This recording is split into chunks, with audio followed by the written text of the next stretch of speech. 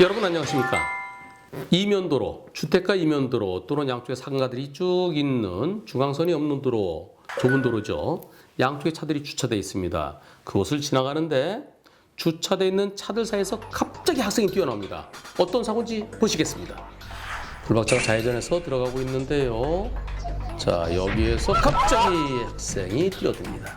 자, 이번 사고에 대해서 불박차 운전자는 천천히 가고 있었는데 차 사이에서 애가 갑자기 뛰어났어요. 학생이 빨리 브레이크를 잡았지만 그러나 결국은 그 학생이 제 자동차 바퀴에 부딪히면서 발을 다쳤는데요.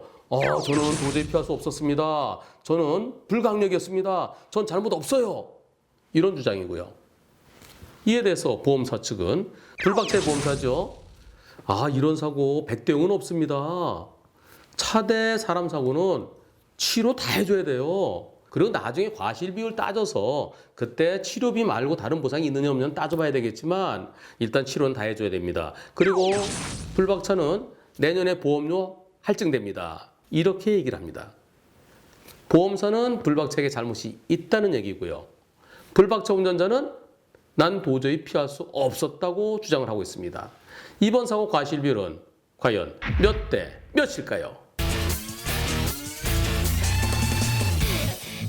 이번 사고에 대해서 불박차 운전자는 도저히 피할 수 없었다고 합니다. 과연 도저히 피할 수 없었던 사건인지 영상을 다시 보시겠습니다. 불박차 좌회전하죠. 속도는 빨라 보이지 않습니다. 그런데 여기서 나오죠.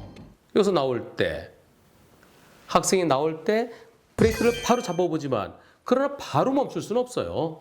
시속 10km로 가더라도 그래도 자동차가 한 2m는 가야 쓰죠. 시속 20km로 가면 5m는 가야 씁니다. 불박차가 어디서 서는지 보시죠.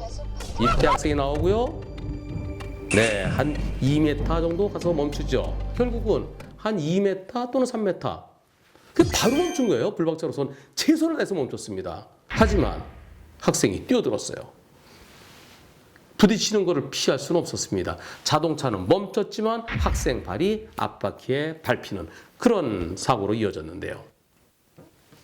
불박차 운전자 말대로 도저히 멈출 수 없었고요. 피할 수는 없었습니다. 사고는 날 수밖에 없었어요.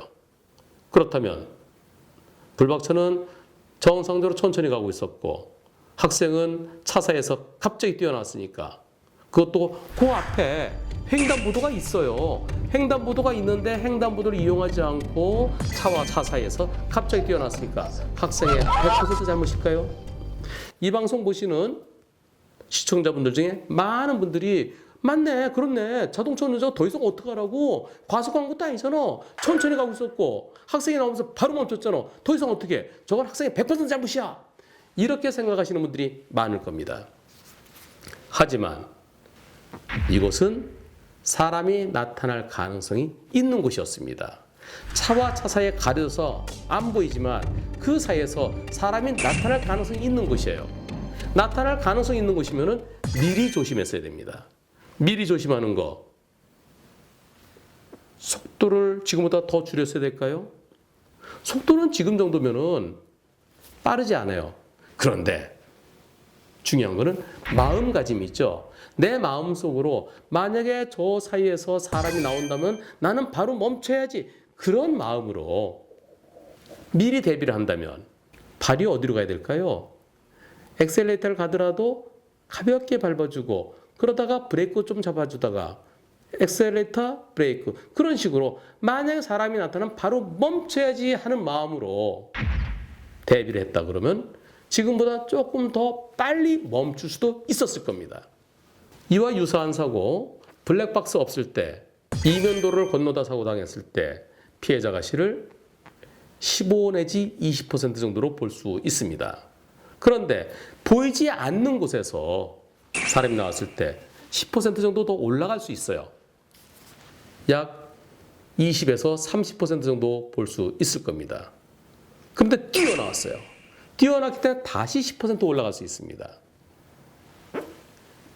이번 사고가 법원에 간다면 판사들은 블랙박스 없었을 때의 그 과실 기준이 아직까지 남아있는 것 같아요.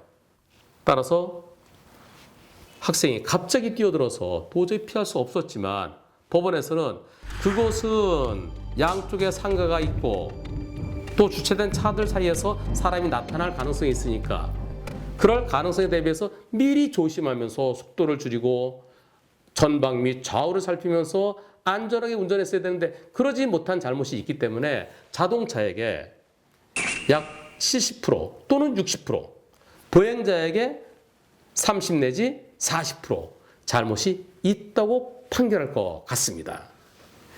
제가 여태까지 약 6천여 건의 소송을 해본 경험을 토대로 한다면 이번 사고는 보행자에게 30 내지 40, 자동차에게 60 내지 70으로 평가될 것으로 보여지는데요.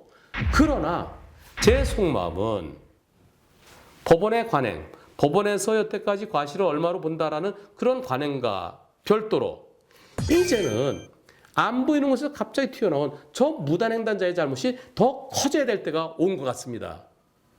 언젠가는 자동차의 잘못보다는 무단횡단자의 잘못, 차들 때문에 안 보였었는데 그 차들 사이에서 갑자기 튀어나온 무단횡단자의 잘못이 자동차 잘못보다는 더 크게 평가되는 무단횡단자의 잘못이 60 내지 70%가 될 날이 머지않아 올 것으로 기대됩니다.